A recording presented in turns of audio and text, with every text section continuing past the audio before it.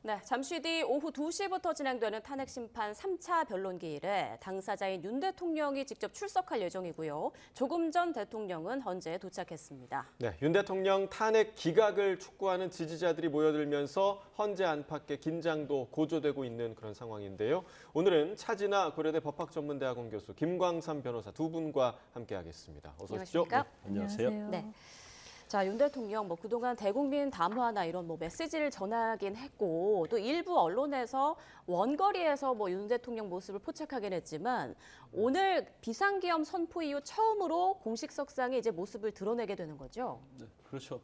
어제 사실 이제 오늘 과연 대통령이 직접 출석을 해서 본인의 어떤 생각을 피력할 것인지에 대해서는 정해지지 않았었어요. 그런데 사실 윤 대통령 변호인 측에서는 탄핵 심판에 대통령이 직접 하겠다 이런 의지가 굉장히 강하다는 걸 계속 전달하지 않았습니까? 그런데 어젯밤 9시 55분쯤 늦게 오늘 출석하겠다고 아마 결심을 굳힌 걸로 보입니다. 그러니까 저녁 한 10시쯤 결심을 했기 때문에 이제 대통령이 심판정에 출석하려고 하면 제일 중요한 문제 중에 하나가 이제 경호 문제거든요. 예. 그래서 아마 이제 경호도 발빠르게 움직였고 또 대통령이 출석하겠다고 하면 사실 이제 헌법재판소에게 이걸 알려야 하거든요. 예. 그래야지 헌법재판소도 헌법재판소 주위의 경호랄지 아니면 심판정에 있어서 대통령에 대한 어떤 그래도 진행 절차랄지 이런 것들을 이미 계획을 세워야 하거든요. 그래서 일단 오늘 이제 처음 드러날 것이다 보고 이게 이제 생중계되는 게 아니잖아요. 예. 이제 녹화로 풀 영상이 녹화가 된 다음에 이제 중계가 되기 때문에 아마 이걸 편집하지는 않을 겁니다. 그러면 대통령이 오늘 탄핵 심판정에서 어떤 얘기를 했는지 아마 가감 없이 국민들에게 전달될 가능성이 크다 이렇게 봅니다. 자, 말씀해 주신 것처럼 어젯밤 9시 55분쯤 이 결정을 해서 헌재에 알렸다고 합니다. 전격적으로 이런 결정을 한 배경이 좀 어디에 있다고 보십니까, 교수님? 아마도 윤 대통령은 일관되게 그 탄핵 심판 절차에서 변론에는 적극적으로 참석하겠다라고 하는 그런 의견을 계속 이제 입장을 밝혀왔기 때문에 그리고 이제 공수처의 그 체포영장에 의해서 그 체포가 되는 바람에 지난 그 변론기일에는 출석을 못했었는데 지금은 이제 구치소에 수용 중이라서 지금 출석 가능하다고 보고 그래서 출석을 결정한 것으로 보입니다. 네. 자, 이제 지금 시각이 오후 1시 53분 50초를 막 지나고 있습니다. 잠시 뒤 오후 2시부터 변론 시작될 텐데, 자, 지난 주말 그 구속영장 심사 때는 대통령 측에서 거의 임박해서 도착을 했거든요. 지금은 오늘은 좀 빨리 도착해서 지금 대기를 하고 있는 것 같네요. 일단 이제 재판 일정이 있는 거고요. 예. 그다음에 이제 경호에 관한 문제가 있잖아요. 그러면 전에 영장 심사 때하고는 좀 다른 모습을 보이고 있다 이렇게 볼 수 있어요. 그리고 일단 한 30분 전에 도착하면 아마 헌법재판소 어떤 식으로 대통령을 대기시킬지는 모르겠습니다. 그렇지만 일반적으로 일단 국민 평등 원칙에 의하면 똑같은 방식을 취하는데 아마 어느 정도 지금 아직은 현직 대통령이거든요. 네. 그 대통령에 대한 애우적인 차원에서 아마 어느 장소를 좀 제공할 가능성이 크다 이렇게 볼 수 있고요. 지난 영장 심사 때 이제 45분 동안 대통령이 직접 혼자 얘기를 했다는 거 아닙니까? 그러면 오늘 탄핵 심판 때도 비슷한 광경이 있을 가능성이 크다 이렇게 봅니다. 그래서 어차피 지난번 영장 심사 때 어떤 혐의 내용하고 이번에 탄핵 사유하고는 거의 비슷하거나 이제 동일하다고 볼 수 있거든요. 그래서 그 부분에 대해서 이제 본인이 이거 자체의 어떤 탄핵 소추 사유의 어떤 문제점, 그래서 이제 여러 가지 우리가 아시다시피 어떤 국가 비상사태임에서 불가피한 거였다는 거랄지, 그다음에 이게 비상사태냐 아니냐는 문제, 그리고 이것은 경고성이었다랄지, 이제 부정선거랄지, 이제 이런 말을 아마 오늘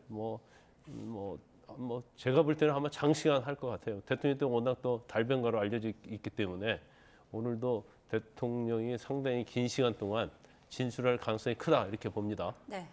자, 조금 전 들어온 속보 또 전해드리겠습니다. 이제 5분 정도 남았는데요. 국회 측 대리인단이 헌재 대심판정에 입정을 했다라는 속보가 들어왔습니다. 정청래, 김희수, 김진한, 장순욱 등의 변호인단이 지금 착석을 한 것으로 전해졌고 윤 대통령은 아직 대심판정에 입장을 안 한 것으로 전해지고 있습니다. 네, 그리고 헌재 내부에 이제 경호와 관련한 그런 궁금증도 좀 있었는데 심판정 내부도 경호처와 경찰의 협조를 받아서 경호를 진행한다라는 헌재의 입장 또한 현재 나와 있습니다. 사실 뭐 대통령의 뭐 아까 이제 조금 전에 예우 관련해서 뭐 말씀을 해주셨습니다만 오늘 복장이 어떨지도 좀 관심이었는데 수용복이 아니라 이제 정장을 입고 헌재에 올 것이다. 그다음에 포승줄도 차지 않을 것이다. 뭐 이 부분도 다 고려된 부분이겠죠. 아마 수영복은 입지 않을 거예요. 네. 이제 특히 이제 정치인들랄지 이제 대통령이랄지 사실 이제 수영복 입는 모습은 어떻게 보면 굉장히 굴욕적이거든요. 예. 그리고 어떤 범죄의 이미지를 줄 수 있기 때문에 대부분 뭐 일반적인 국민들 재판받는 피고인들 말고는 법정에 올 때는 항상 뭐 정장이랄지 이제 사복 차림을 하죠. 더군다나 대통령은 이제 그 부분에 대해서 굉장히 민감할 겁니다. 예. 그래서 수영복은 입지 않을 것이다 이렇게 볼 수밖에 없고요. 그런데 애우에 관해서는 뭐 사실 경호 자체는 이제 현직 대통령이잖아요. 직무가 정지됐지만 그래서 대통령 경호에 관한 법률은 적용이 돼야 하는 게 맞습니다. 예. 그런데 이제 헌법재판소 내이기 때문에 이게 이제 어느 정도 선에서 할지는 모르겠어요. 그리고 이제 심판정 자체는 이제 일반 국민들이 이제 방청권 뭐 추첨해갖고 예. 들어가지 않습니까? 그러니까 거기에서 또 불상사가 일어날 수 있기 때문에 결과적으로 따지면 이제 경호도 상당히 철저하게 할 수밖에 없는 상황이다 이렇게 볼 수 있을 것 같아요. 네. 자, 지금 보시는 화면은 조금 전 대통령이 호송 차량을 타고 헌법재판소 지하 주차장으로 들어온 모습 보고 계십니다. 대통령의 모습이 카메라에 포착되지는 않았고요. 경호 차량과 경호처 인원들이 보이고 있는 그런 상황입니다. 자, 이 계엄 사태 이후 교수님, 뭐 헌정사상 처음이다, 초유다 이런 표현을 잇따라 사용하고 있는데 현직 대통령이 탄핵 심판에 출석하는 것도 처음이죠. 예, 그렇습니다. 지금까지 세 차례 그 대통령에 대한 탄핵 심판 절차가 진행됐거나 진행 중인데요. 노무현 대통령이나 박근혜 대통령은 대리인단만 출석시키고 본인은 직접 출석하지 않았습니다. 그런데 윤 대통령은 본인이 직접 그 헌법재판소에 그 변론기일에 출석해서 비상계엄을 왜 선포하게 됐는가 하는 것을 직접 설명하는 것이 본인에게 유리하다라고 판단하고 있는 것 같습니다. 예. 그러면 이제 과거 이제 노무현 전 대통령이나 박근혜 전 대통령은 헌재에 출석을 하지 않았었기 때문에, 그러니까 출석의 의무, 그러니까 탄핵 당사자가 출석의 의무까지는 없는 것 같은데 출석에 따라서 뭐 유불리가 달라질 수도 있는 겁니까? 어떻게 좀 보세요? 그 헌법재판소법에 보면 그 변론기일에 출석하도록 되어 있는데요. 예.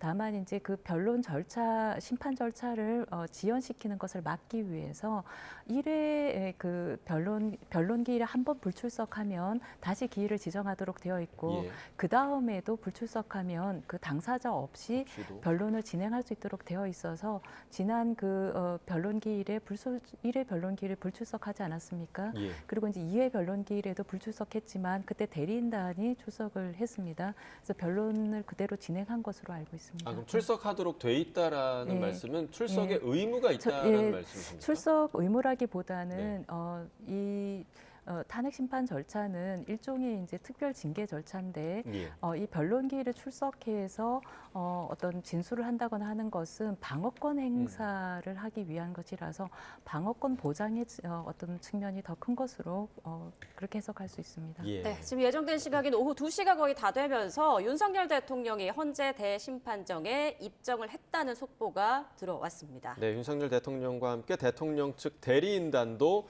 대심판정에 함께 입정을 한 것으로 현재 소식이 전해지고 있습니다. 네, 자 오늘 윤 대통령 직접 어떤 입장을 좀 필요로 할까요? 뭐 제가 아까 말씀드린 것처럼 예. 아마 본인의 입장이 지난번 영장 심사 때와 같은 얘기를 할 겁니다. 그래서 상당히 대통령은 그런 것 같아요. 이제 본인이 비상계엄을 하게 된 이유, 요건 이런 것에 대해서 굉장히 확신하고 있는 것 같습니다. 그래서 비상계엄 이후에 탄핵소추가 됐음에도 불구하고 본인의 입장에서 한 발자국도 물러나지 않았어요. 그리고 변화된 게 전혀 없습니다. 그만큼 본인은 비상계엄이 급하게 이루어질 필요성이 있다고 보고 있는 것 같아요. 더군다나 비상계엄의 요건이 충족할 뿐만 아니라 거기에다가 또 선거 부정과 관련해서도 굉장히 확신을 하고 있다 이런 생각이 듭니다. 그래서 이렇게 확신하고 있지 않으면 사실은 뭐 탄핵 심판정이랄지 영장 심사에서 이렇게 확고하게 얘기할 수 없겠죠. 근데 본인은 너무나 확신하고 있으니까 자기의 확신에 기해서 영장 심사에 영점 판사 그리고 탄핵 심판의 헌법재판관들에게 자기의 이야기로서 뭔가 설득을 하려고 하는 그런 의도가 상당히 있다고 봅니다. 그래서 아마 지금 8차 기일까지 탄핵 심판 기일이 정해져 있잖아요. 그 경우에 따라서는 이제 8차까지 계속 나올 가능성이 크다 이렇게 보고 아마 오늘 본인이 어떤 얘기를 할 것인가에 대한 기회는 주어질 겁니다. 이제 처음으로 탄핵 심판에 참석을 했기 때문에 그런데 이제 정식적으로 윤 대통령의 어떤 진술이 끝나면 이제 증거조사로 들어가는 거예요. 그러니까 본격적으로 탄핵 심판에 들어간다고 볼 수 있고 이제 증거조사는 뭐 결과적으로 증인 신문을 좀 많이 할 거고요. 두 번째는 이제 인증정부 촉탁 신청이랄지 이제 사실주에 온 것들 이런 것들에 대해서 의견 진술을 하는 거기 때문에 이제 대통령이 뭔가 말할 기회는 많지 않아요. 네. 하지만 이제 윤 대통령 스타일로 보면 증거 조사 때마다 아마 본인의 생각을 증거에 대한 의견을 아마 필요가 할 가능성이 크다 이렇게 봅니다. 네. 예. 자, 조금 전 윤 대통령 이제 입정을 완료하면서 남색 정장 차림을 한 것으로 전해졌고요. 앞좌석에 착석을 완료했다라는 속보도 함께 들어왔습니다. 그리고 지금 보시는 화면은 지금 변론 기일이 진행되고 있는 헌법재판소 주변인데요. 지금 멀리 좀 보이고 있는데 헌재 정문 기준 양쪽으로 한 100m가량 경찰 기동대의 버스가 차벽을 만들어 서 있습니다. 지금 헌재 바로 앞 4차선 도로 중 2개선 차선을 또 경찰 기동대 버스가 점유했다라는 소식이 전해지고요. 수천여 명의 경찰이 투입해서 지금 이곳 보안을 지키고 있는 그런 상황입니다. 네, 윤 대통령이 참석한 탄핵 심판 3차 변론 조금 전에 시작이 됐다라는 소식이 방금 전에 전해졌고요. 경찰이 현재 헌법재판소 인근을 통제하고 또 3일대로 안국역 사거리에서 낙원상가 방향을 통제한 상황에서 현재 시위대의 예상치 못한 그런 소요 사태를 대비하고 있는 그런 모습을 보여주고 있고요. 3차 변론이 조금 전에 시작했다라는 소식 방금 전에 전해졌습니다. 네. 자, 오늘 그 진행되는 탄핵 심판이 일반 시민 방청이 가능한 공개 재판이라고 하던데 이게 어떤 건 시민이 방청이 가능하고 또 어떤 건 불가능하고 이게 뭐 기준이 있습니까? 아닙니다. 원래 그 변론이라고 하는 것은 모두가 다 참석 가능한 공개 변론이거든요. 그래서 다른 그 헌법재판소의 그 변론도 다 일반 시민이 참석이 가능한 것인데 다만 그 윤 대통령의 탄핵 심판 절차에서의 변론은 워낙 국민적 관심사가 높다 보니까 방청을 원하는 시민들이 워낙 많을 수가 있어서 그래서 아마 그 인원 그 공간은 제한적이고 그렇게 해서 아마 뭐 추첨이나 이런 방식을 통해서 인원을 제한하는 것뿐이고 변론 자체가 원래 공개하도록 되어 있는 것입니다. 예. 네. 자, 오늘 3차 변론 기일이지 않습니까? 이 자리에서는 주로 어떤 논의나 절차가 진행되는 건가요? 근데 오늘 자체가 아마 전에 이제 2차 준비 기일 때 못한 부분을 할 거예요. 네. 그래서 일단 쟁점 정리가 그 당시도 아마 다 이루어지지 않는 걸로 보이고 그러면 그런 것들을 하고 오늘의 제일 중요한 것은 아마 증거 조사가 될 겁니다. 그래서 지금 양쪽에서 증인을 신청했잖아요. 예. 그래서 그 증인에 대해서 일단 이미 뭐 채택돼 가지고 심판 기일에 언제 증인 신문하겠다는 것은 이제 스케줄 때 나와 있긴 해요. 근데 대통령 측에서 뭐 24명 이상의 증인을 신청했기 때문에 이 증인들에 대해서 다 채택을 할 것인지 여부를 할지 그다음에 이제 이와 관련해서 뭐 선관위랄지 국회와 관련된 CCTV 같은 것이 아마 국회 측에서 제출을 했을 겁니다. 그러면 이 부분에 대해서 이제 어떻게 채택을 할 것이고 어떻게 검증 감정을 할 것인지 이제 이런 부분은 아마 논의원 자리가 네. 될 것 같습니다. 자, 지금 보시는 화면 조금 전 재판정에 윤 대통령이 지금 출석했던 조금 전 모습 보고 계십니다. 네. 계엄 사태 이후 처음으로 이렇게 공개석상의 모습을 드러내는 윤 대통령 모습입니다. 남색 정장에 빨간색 넥타이를 메고 이렇게 심판정 피청구인 좌석에 앉고 있는 윤 대통령의 모습인데요. 네. 앞좌석에 지금 착석을 하고 있고요. 지금 와인 색깔, 자주 색깔 넥타이를 메고 굉장히 말끔하게 정돈된 모습으로 오늘 모습을 드러냈습니다. 조금 전에 또 전해진 소식에 따르면 피청구인 본인 나왔습니까? 라는 이 첫 번째 질문에 윤 대통령이 고개를 숙여서 인사를 했다라는 소식도 현재 전해지고 있습니다. 네. 지금 뒤로는 변호인단이 이어서 착석을 한 모습이고요. 지금 보시는 화면 조금 전 헌법재판소 대심판정 모습 보고 계십니다. 네, 지난 비상계엄 사태 이후로 공개했던 그런 담화 이외에는 그러니까 공개된 그런 석상에 처음 모습을 드러내는 윤 대통령의 모습이고요. 3차 변론길에 헌재의 3차 변론길의 모습을 나타냈습니다. 네, 그 체포될 당시에도 정장 차림으로 이제 체포가 됐었는데 그때와는 다른 의상을 지금 입고 있고요. 그리고 덤덤한 표정으로 지금 좌석에 앉아 있습니다. 지난번 때 그 체포영장 집행 당시에 네. 정장은 이제 노타이, 안에 이제 파란 색깔 와이셔츠를 입고 있었어요. 예. 그런데 물론 그 접견은 제한돼 있죠. 변호인 통해서 할 수 없게 돼 있는데 아마 옷이랄지 속옷이랄지 이런 것들은 아마 가능할 겁니다. 그래서 그런 부분에 있어서 아마 정장을 갈아입고 오늘 출소한 걸로 보입니다. 네.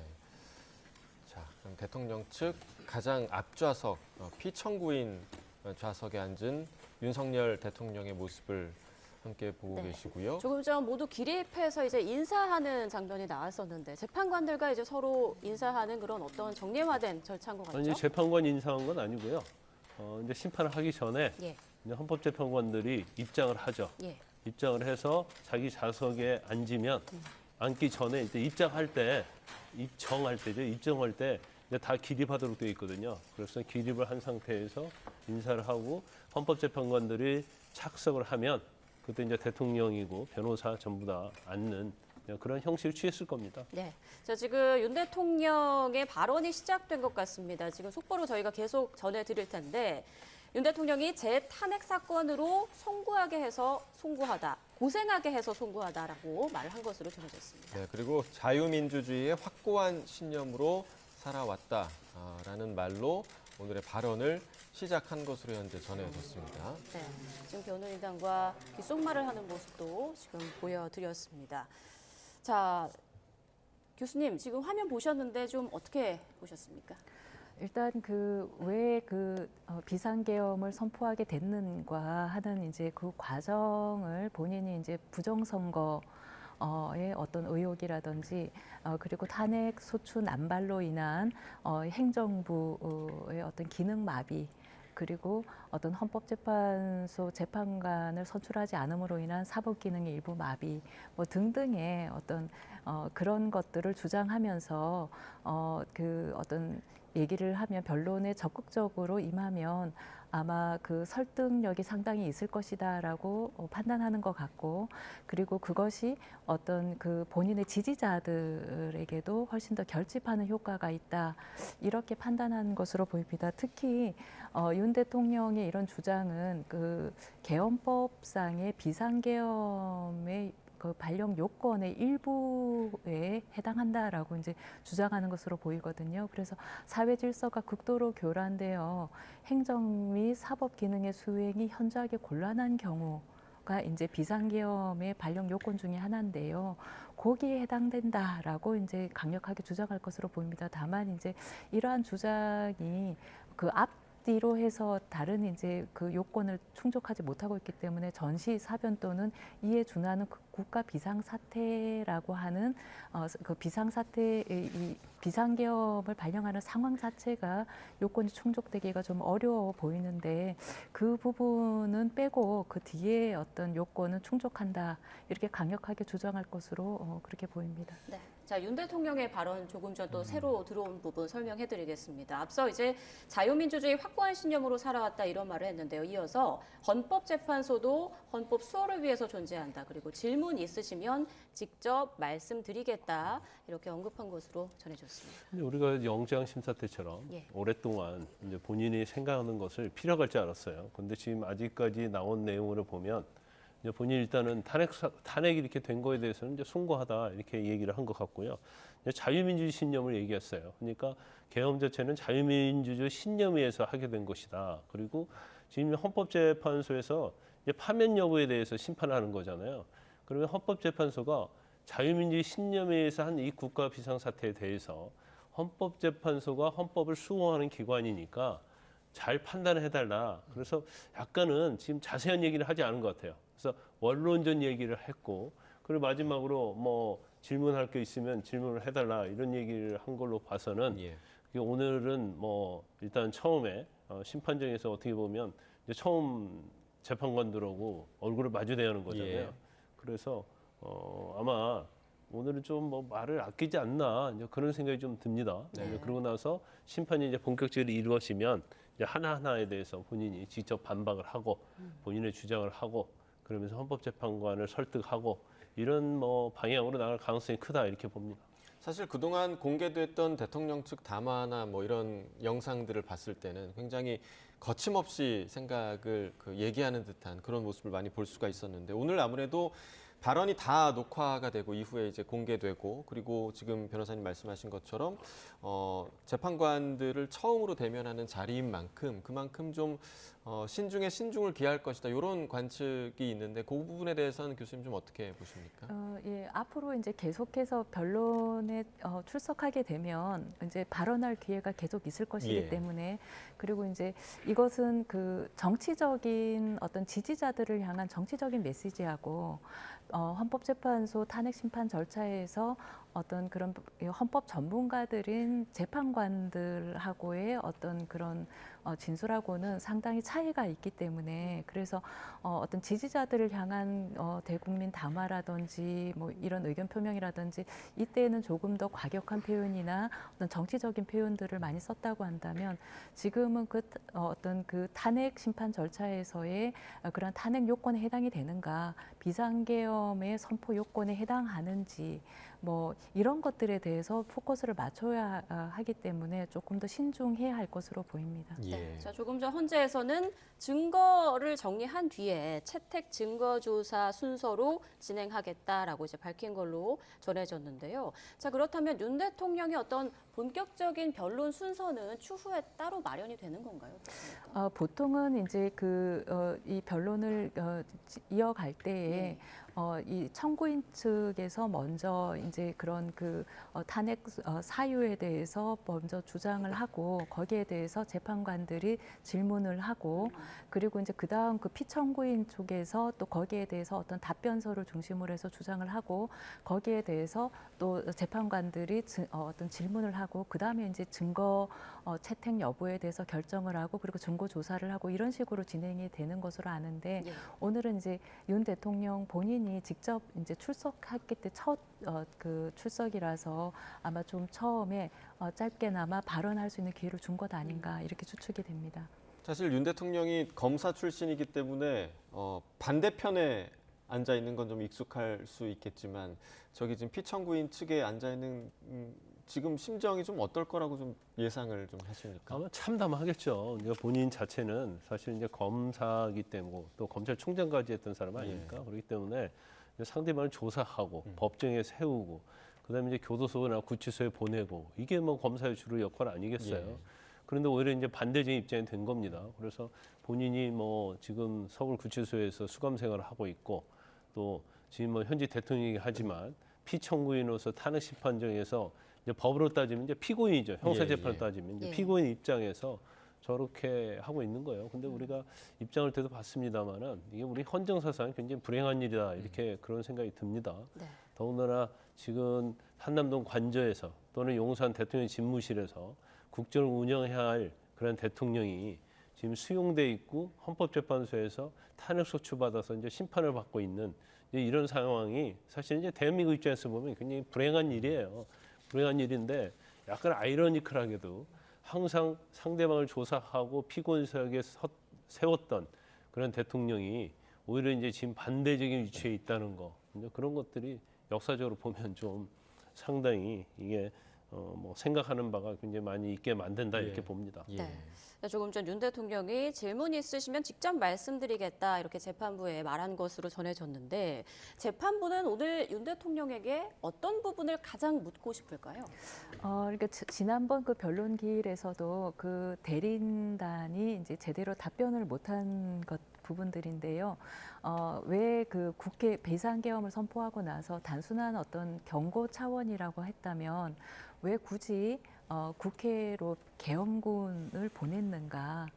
왜 국회를 봉쇄하려고 했던 것인가, 뭐 이런 부분들에 대해서 이제 질문을 했었는데 거기에 대해서 대리인단이 그것은 추후 이제 답변서로 좀 내겠다 이렇게 했던 부분인데 비상계엄을 선포한 윤 대통령 본인에게 직접 물어보는 것이 가장 이제 확실한 대답이 아닐까 싶습니다. 그래서 아마 그런 부분들은 오늘 질문할 수도 있고 추후에 질문할 수도 있어 보입니다.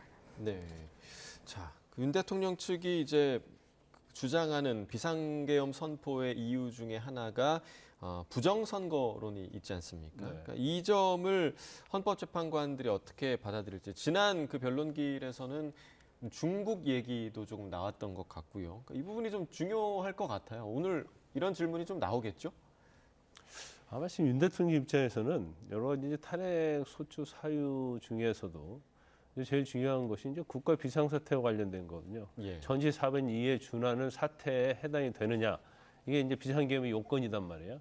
그 요건 중에 부정선거를 가장 중요한 걸로 보고 있는 것 같습니다. 그래서 계속적으로 부정선거 얘기를 하고 있고 또 선관위에 계엄군을 보낸 것 자체도 부정선거를 전제로 얘기하는 것이고 또 이번에 뭐 증거 관련해서 증인도 신청한 걸 보면 부정선거와 관련된 참관인이랄지 이런 사람들 예. 그다음에 이제 아마 선관위와 관련된 뭐 여러 가지 기관의 어떤 사실조회랄지 이런 걸 하고 있는 걸로 보여요. 그래서 어떤 비상사태의 계엄의 요건에 중요한 것 중에 하나가 이제 부정선거다 이렇게 보고 있는 것 같아요. 예. 그런데 이거 자체는 이제 탄핵소추 사유에서는 계엄 요건이 안 되니까 헌법 법률 위반이다. 그리고 내란죄다 이렇게 보고 있는 거 아닙니까? 그러니까 요건이라는 걸 증명하는데 그 중에서 이제 부정선거에 이제 대통령 측은 어떻게 보면 상당히 이걸 중요시하게 생각하고 있는 것 같아요.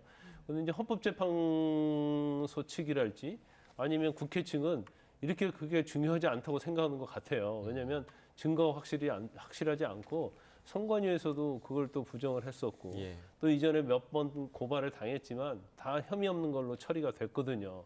그렇지만 피청구인 대통령 측에서 계속 이게 굉장히 중요한 요건이라고 한다면 그냥 헌법재판소에 그냥 이걸 무시하고 갈 수는 없어요. 그러면 결과적으로 거기에 대한 입증 책임은 누구에게 있느냐? 대통령에 있는 거죠. 왜냐하면 그냥 일방적으로 이제 일상적인 추론에 의하면 부정선거가 있었다고 믿을 만한 확실한 것이 없다고 보기 때문에 그럼 이제 대통령 측에서 그걸 입증을 해줘야 하는 거예요. 예. 그래서 증인도 신청하고 지금 뭐 선관위에 있는 서버랄지 이런 것들을 좀 어떻게 사실조회를 하든지 어떤 형식으로든지 부정선거를 이제 입증하려고 하고 있기 때문에 이걸 헌법재판소에서 그냥 이건 뭐 전혀 근거가 없는 아무것도 아니다 하면서 그냥 배척할 수는 없을 겁니다. 예. 그러면 적어도 대통령 측에서 거기에 대한 입증 자료를 어느 정도 내고 거기에 대한 걸 심리해서 판단할 가능성이 크다 이렇게 봅니다. 네, 그리고 직전 변론기일 때 헌재에서 그 윤 대통령 측에 국회와 선관위에 군경을 투입한 경위 등을 묻기도 했는데 오늘 또 이 질문 나올 수 있을까요? 아마도 본인이 직접 출석하고 있으니까 특히 이제 그 내란죄의 성립 여부와 관련해서는 형사재판에서도 중요하게 생각되는 게 국회를 무력화할 어떤 목적이 있었던 것과 관련해서 국회를 왜 봉쇄했던가 그리고 계엄 해제 요구권을 행사하는 것을 막기 위해서 국회의원들을 끌어내서 감금하라고 지시한 적이 있는가 이게 이제 가장 큰 쟁점 중에 하나인데 특히 그 윤 대통령의 어떤 그런 담화나 주장은 단지 이제 국회의 어떤 그런 여러 가지 입법 폭주라든지 예산을 삭감했다든지 탄핵소추권 오남용 남발 뭐 이런 것들의 행태에 대해서 경고하기 위해서 그냥 그 군인 비상계엄을 했다 이렇게 선포했다라고 했는데 그냥 경고할 목적이면 왜 굳이 국회에다가 무장한 군인을 보냈나 이것은 이제 좀 발언하고 안 맞는다고 생각할 수 있는 부분이거든요. 그래서 그게 가장 큰 쟁점 중에 하나고 그것은 이미 했으니까 아마 재판관이 그 전 변론기일에서도 대리인들한테 질문했던 것이기 때문에 오늘 다시 질문할 수도 있어 보입니다. 예. 자, 오늘 뭐 증인 채택해야 되는 문제도 있겠고 또 완벽하지 않은 그런 쟁점 사안을 정리하는 문제도 있겠고, 그러니까 여러 양측의 의견이 다를 수 있는 부분에 대해서 오늘 심판정에서 자유롭게 서로 공방이 오갈 수 있는 그런 분위기인 겁니까? 그렇게 이제 중구난방으로 이렇게 절차를 진행할 가능성은 별로 없고요. 예. 아마 쟁점별로 이미 이제 변론 준비기일에 이런 그 2차에 걸쳐서 쟁점을 정리를 했었고 지난 변론기일에도 쟁점을 좀 상당수 좀 추려낸 부분이 예. 있고 확인한 부분이 있고요. 그래서 그 추려낸 그 쟁점별로 해서 아직까지 좀 해명이 덜 됐다라거나 아니면은 소추단하고 그 윤 대통령 측 대리인단하고 주장이 좀 상충되거나 예. 객관적인 정황하고 진술이 엇갈리는 부분 이런 것들을 쟁점별로 아마 확인하는 그런 과정을 거칠 것 같습니다. 예. 네, 조금 전 그 왼편 그래픽으로 나왔는데요. 앞으로 화요일, 목요일 8차 변론기일까지 지정이 돼 있습니다. 윤 대통령은 가급적이면 이제 다 출석을 하겠다 지금 이런 입장인 것으로 전해졌는데 교수님 이런 대통령의 어떤 입장과 태도가 결과에 어떨 거라고 생각하세요? 득과 실로 좀 따져봤을 때. 그러니까 이제 많은 이제 그 헌법 연구하는 이제 전문가들 입장에서는 윤 대통령이 매번 이렇게 그 변론기일에 출석하는 것이 양날의 검이 될 수가 있다 이렇게 좀 생각하고 있습니다.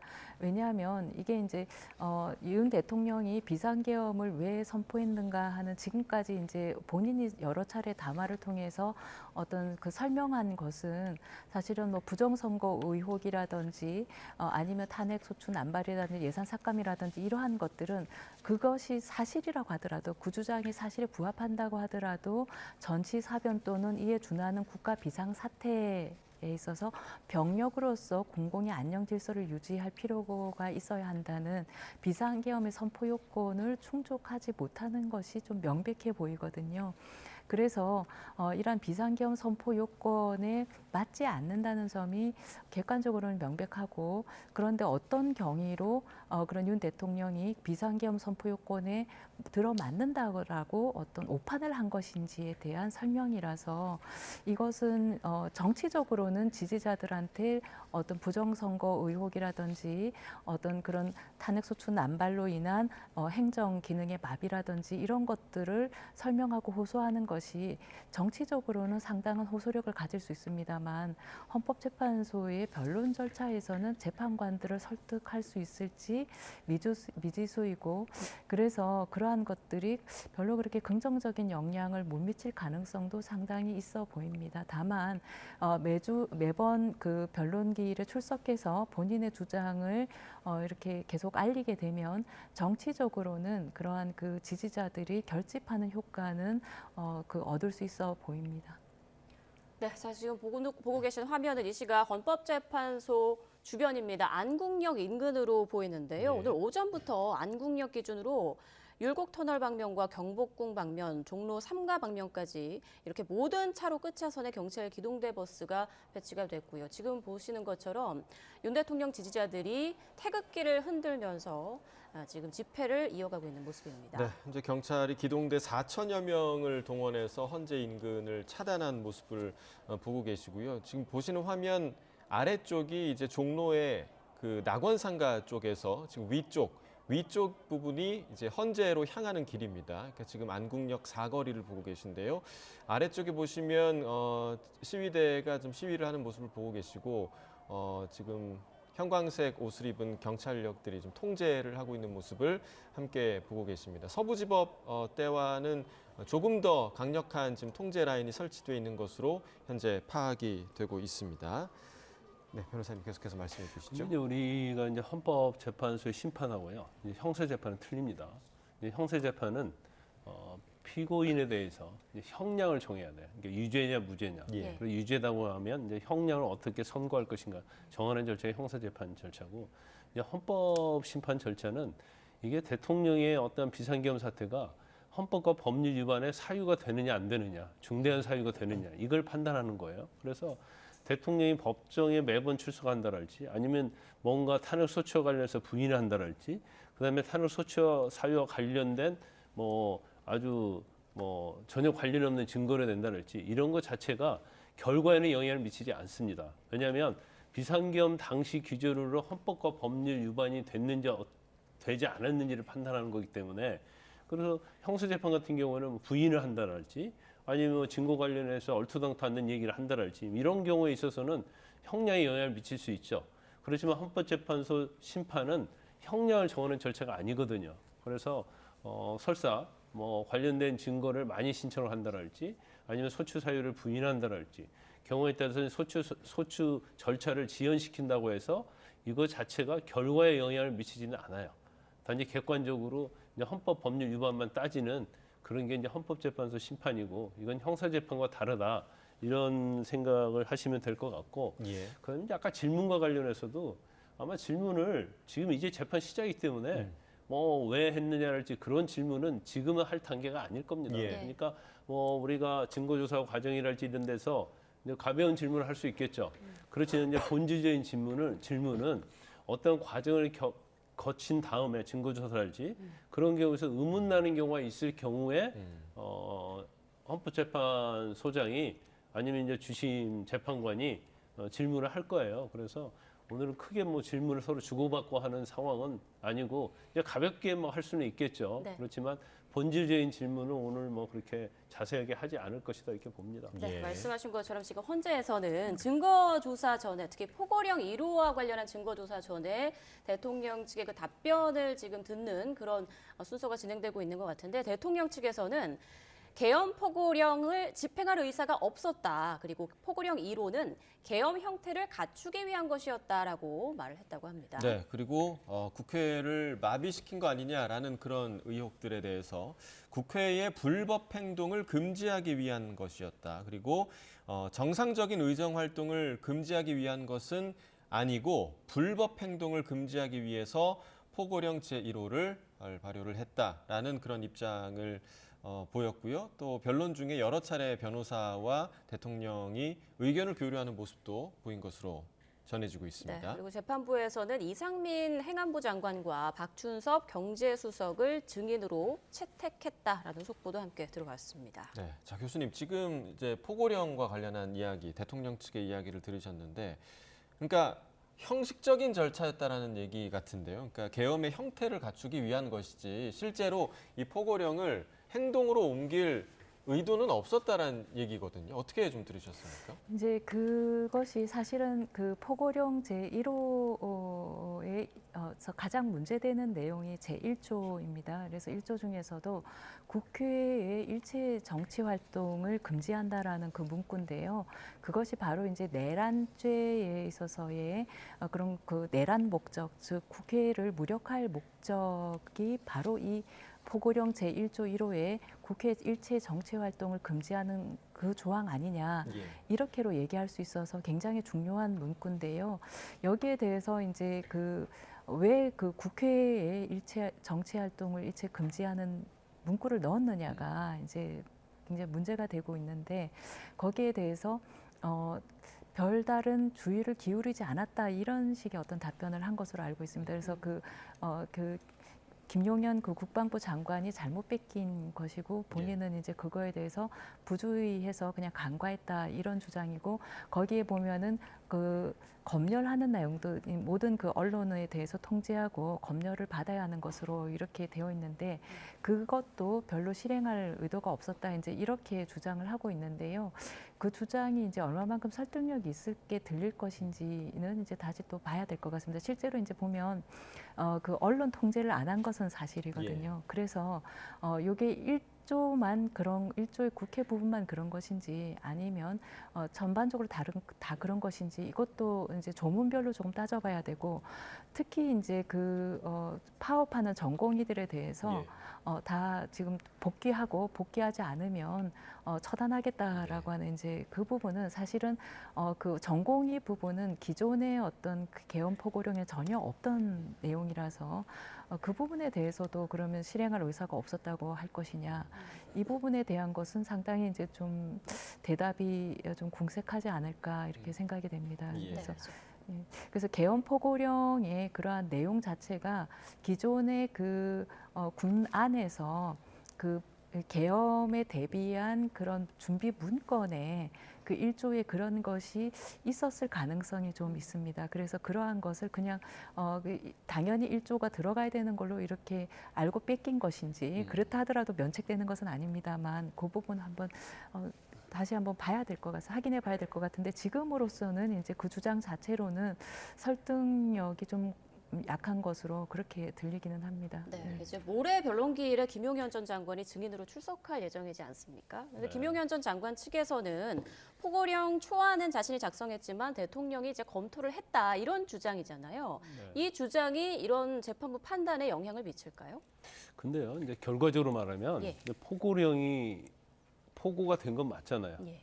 그래서 그 내용을 다 알고 있었기 때문에 누가 작성을 하고 누가 검토를 했는가는 사실은 중요하지는 않아요. 그리고 비상계엄을 선포한 사람은 대통령이고 또 포고령에 대해서 김용현 전 장관이 작성을 했고 설사 대통령이 이걸 봤는데 1호를 간과했다 하더라도 결국 포고령은 뭐 다 선포되고 계엄 선포된 거 아닙니까? 그리고 국회에도 군이 또 계엄군이 갔었고요. 예. 그래서 지금 포고령 1호에 대해서 지금 증거 조사를 하는 중인 걸로 보여요. 그러니까 어떤 식으로 증거 조사를 하냐면 이 포고령 1호에 대해서 이제 그 포고령 1호는 비상계엄에 있어서 탄핵 소추 사유의 유력한 증거거든요. 그러면 그 포고령 1호를 제시하면서 헌법재판부에서 이거에 대해서 피청구인 대통령 측의 의견은 어떠냐고 이렇게 물어봤을 거예요. 그러니까 아마 포고령 1호 자체는 인정을 하지만 1호에 대해서는 뭐 의도가 없었다. 단지 계엄의 요건을 갖추기 위해서 포고령 1호에다가 국회의 정치 활동을 금지한 것이지 이걸 진짜로 금지하려 한다랄지 아니면 이거 뭐 국회를 뭔가 무력화시키려는 건 아니었다. 이제 이렇게 주장을 하는 거라고 봐요. 네. 그런데 뭐 그거 자체는 이제 포고령에 워낙 나와 있기 때문에 이미 이것도 뭐 포고가 된 거 아닙니까? 그래서 뭐 그거 자체는 의견일 뿐이지고 이것은 이제 대통령이 이제까지 주장했던 내용과 이제 일치하는 거죠. 예. 계엄 자체는 뭔가 경고를 주기 위한 것이었고 포고령에 설사 이게 기재가 되었다 하더라도 이건 실질적으로 국회의 정치 활동을 금지하려는 것은 아니었다. 이렇게 주장을 하는 거예요. 근데 이 부분이 왜 중요하냐면 이제 내란죄가 된다랄지 비상계엄 자체가 헌법이나 법률 위반이 되려고 하면 국헌문란이 있어야 하거든요. 예. 그러면 국헌문란이라는 것은 결국 국회를 무력화시키는 것이 국헌문란인데 포고령에다 그런 조항이 있다 하더라도 우리는 국회를 무력화시킬 생각이 없었다. 이걸 이제 대통령 측에서 주장을 하는 겁니다. 그러니까 헌재가 국헌문란의 목적을 보고 판단을 하는 측면이 있는 거잖아요. 그러니까 그런 목적이 없었다라는 걸 지금 강조를 그렇죠. 하는 거죠. 국회에 대해서 정말로 정치 활동을 금지시키려는 의도가 있었느냐? 예. 그러면 있었다 하면 자백이 되는 거예요.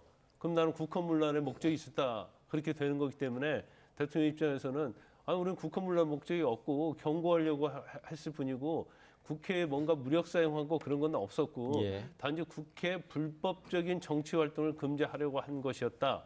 이렇게 주장을 하고 있는 거죠. 네, 그리고 재판부에서 이제 이상민 행안부 장관과 박춘섭 경제수석을 증인으로 채택했다고 하는데 이 두 인물은 구체적으로 어떤 사안과 관련한 증인일까요?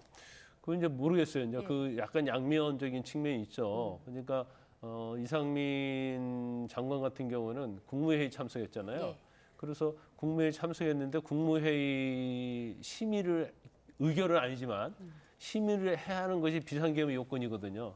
이런 부분이랄지 아니면 뭐 모르겠습니다. 대통령 측에서는 비상계엄과 관련해서 행안부 장관이 어느 정도 알고 있었는지 그리고 만약에 또 이런 경우도 있을 수 있겠죠. 이건 전형적인 가정입니다. 예.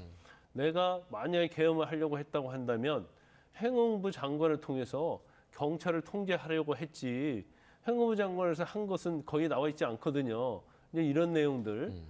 그래서 지금 국무위원인 이상민 전 행안부 장관 자체가 국회 측이 됐건 대통령 측이 됐건 이제 중요한 증인이 될 수 있는 여지가 남아 있는 거죠. 예. 자, 물론 이제 헌재가 판단을 해야 되는 부분이긴 하겠지만 지난 2차 변론길에서 이제 증거로 채택된 영상들을 CCTV 영상들이 있었거든요. 예를 들면 국회 아니면 뭐 선관위 뭐 국회의장 공관 예, 그런 CCTV들이 좀 있었는데 오늘 이렇게 그럴 의도가 없었다라고 주장하는 대통령의 주장과 그런 CCTV 영상이 좀 배치되는 측면이 있지 않겠습니까? 헌재가 이걸 좀 어떻게 좀 바라볼까요? 그러니까 특히 이제 국헌문란의 목적 내지는 내란 목적과 관련해서 중요한 것은 이 국회거든요. 그 국회를 봉쇄하려고 했던 것인가, 군경을 동원해서 결국은 이 국회의원의 등원을 못하게 하려고 했던 것인가. 이제 요것이 중요하고 그래서 그 CCTV의 그 어떤 군대나 경찰의 계엄군과 경찰의 병력의 정도라든지 이동 상황이라든지 이러한 것들을 이제 좀 보면서 예. 이 정도 병력이 어떤 들어가면 들어간 시점이 언제이고 그 처음에 들어가라고 지시한 시점이 언제이고 실제 도착한 시점이 언제이고 들어가서 어떠한 이제 국회에 도착해서 어떠한 행위들을 했는가 하는 것들을 보면은 이제 실제 국회를 봉쇄하려고 했는데 뭐 그 김종현 국방부 장관의 발언대로 중과부적이어 가지고 어떤 계획에 실패한 것인지 아니면 처음부터 봉쇄할 의도는 없었는데 그냥 겁주기 위해서 일부 소수의 병력만 보낸 것인지 이제 이런 것들을 알 수가 있고 국회의원 공관에 대해서 봉쇄한 것도 중요한 의미를 갖는 것이 결국은 그 국회의장이 그 어떤 국회를 대표하면서 이 국회 본회의를 주재를 해야 되는데 그런 국회의장이 혹시 공관에 있다 그러면 거기를 이제 봉쇄해서 국회의장을 거기서 가두려고 한 것인지 아니면 거기서 국회의장을 체포해서 감금하려고 한 것인지 예. 이제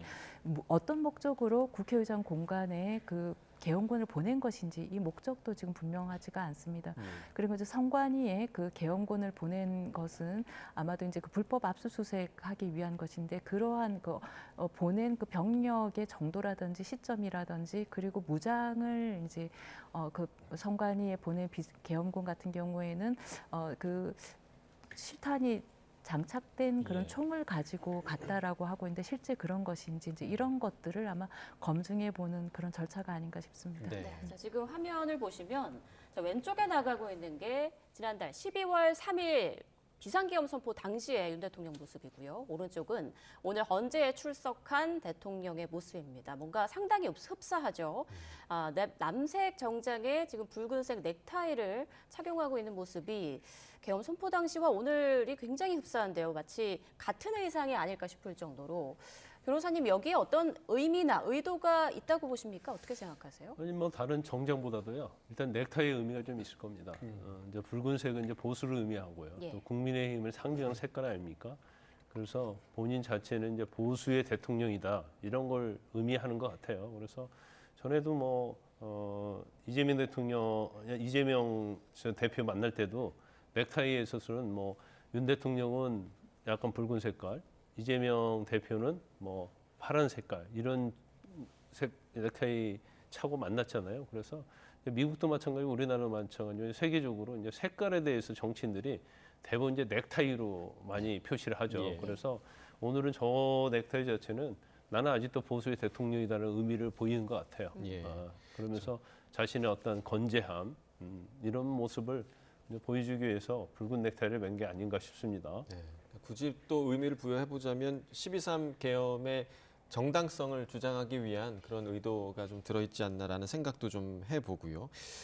윤 대통령 측이 이번 탄핵 심판과 관련해서 증인 24명 이상을 추가로 신청했다라는 소식도 좀 들렸는데 당시 이제 국무위원들이 좀 많이 속해 있더라고요. 아무래도 국무위원들 중에서도 윤 대통령 측에 좀 유리한 진술을 해줄 수 있는 인물로 증인 신청을 아무래도 했겠죠, 교수님? 예, 아무래도 그 신청한 그런 증인 신청한 국무위원들을 보면은 뭐 지금 그 증인으로 채택됐다고 하는 이상민 그 전 행안부 장관이나 혹은 한덕수 국무총리 그리고 최상목 지금 그 대통령 권한대행 뭐 이런 사람들인데요. 이런 사람들은 이제 국무회의 참석한 사람들이기도 하지만 예.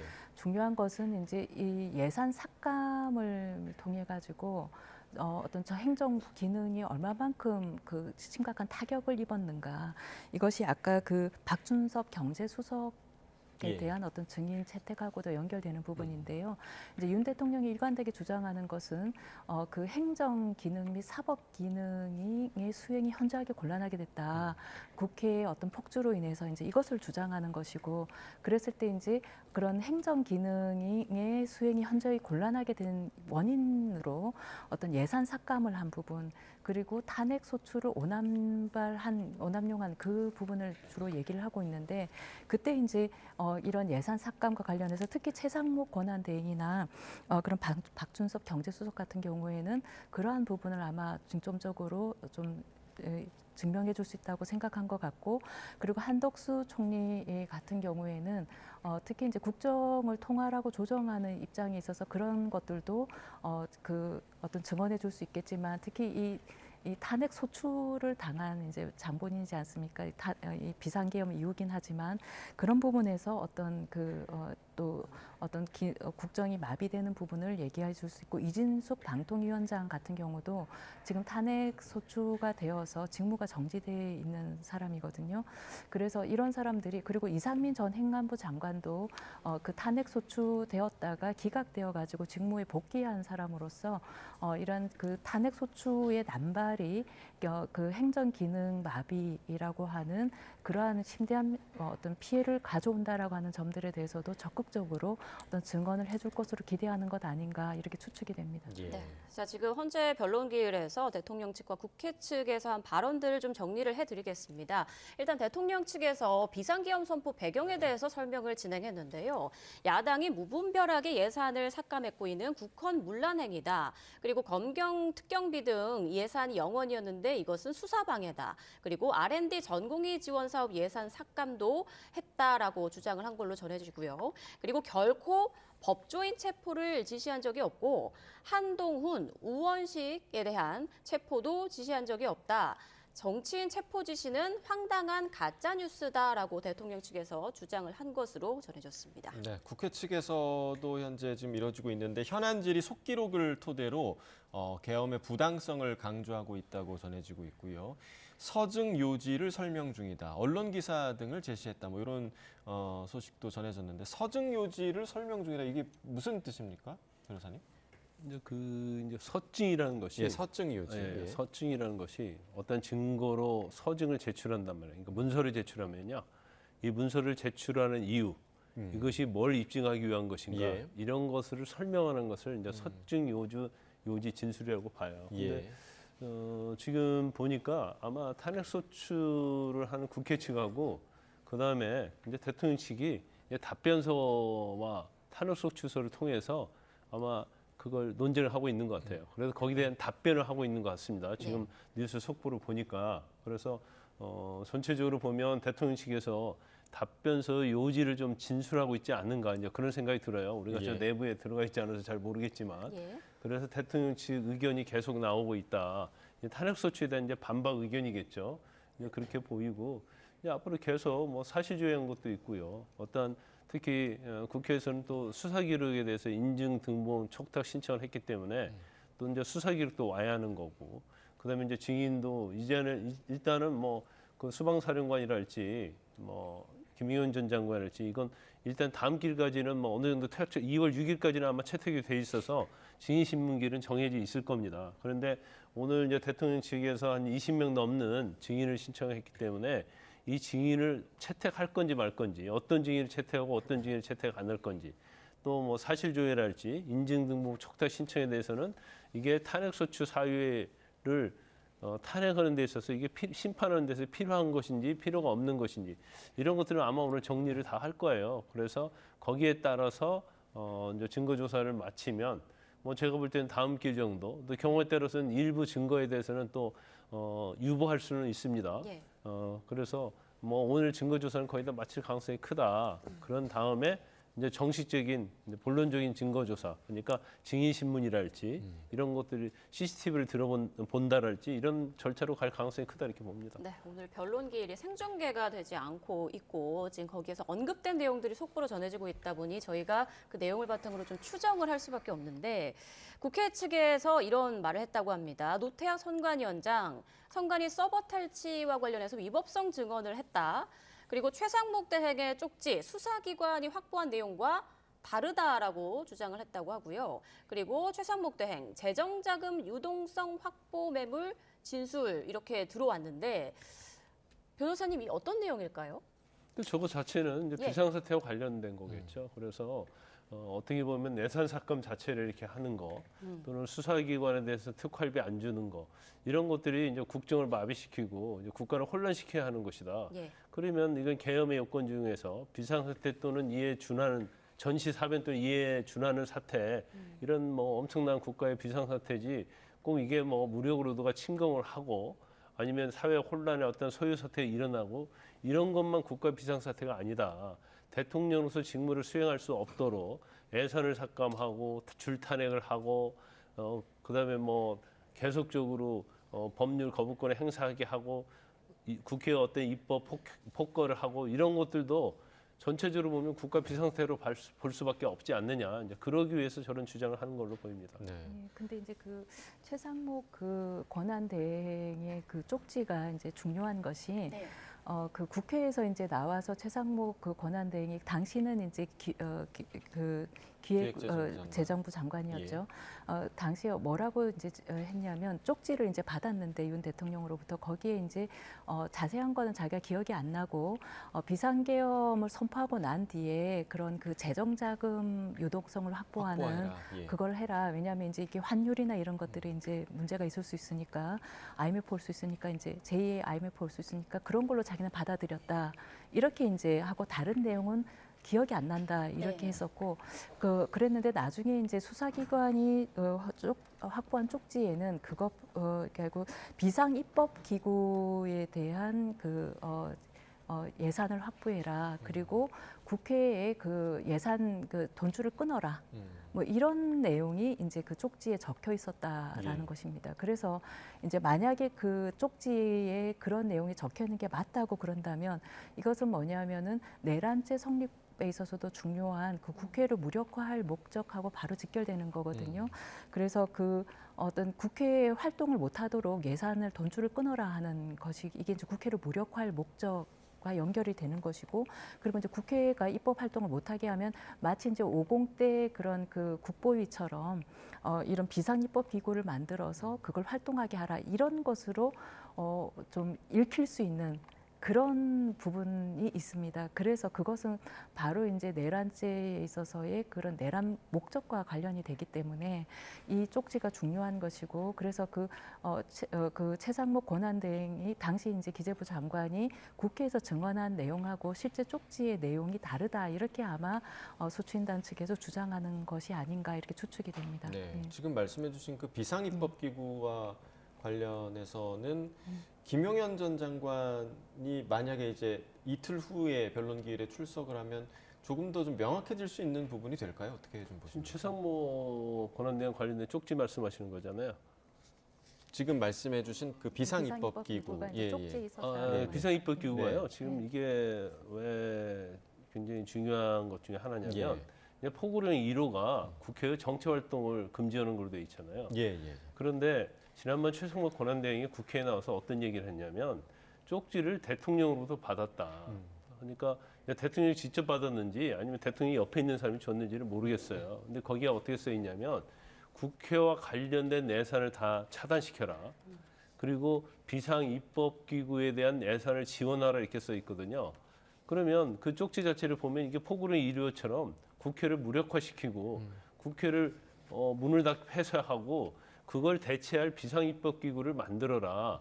만들어서 거기에 대해서 예산을 책정하라. 이런 취지로 볼 수밖에 없어요. 예. 그래서 지금 최상목 권한대행 이제 대통령부터 받았다고 하는데 김용현 전 장관은 이제 뭐 누가 썼는지에 대해서 지금 논란이 있잖아요. 예, 예. 대통령이 직접 썼느냐, 아니면 김용현 전 장관이 직접 썼느냐. 네. 아마 이 부분도 김용현 전 장관이 다음 기일에 증인으로 나오면 아마 이 부분도 좀 묻게 될 거예요. 그런데 이제 결과론적으로 말하면 누가 썼느냐가 사실은 중요하지 않아요. 왜냐하면 대통령이 그 내용을 알고 쪽지를 전달했다고 한다면 대통령이 쓰지 않았어도 사실은 그런 명령이랄 때 지시를 한 것이 되거든요. 예. 또 김용현 전 장관도 마찬가지죠.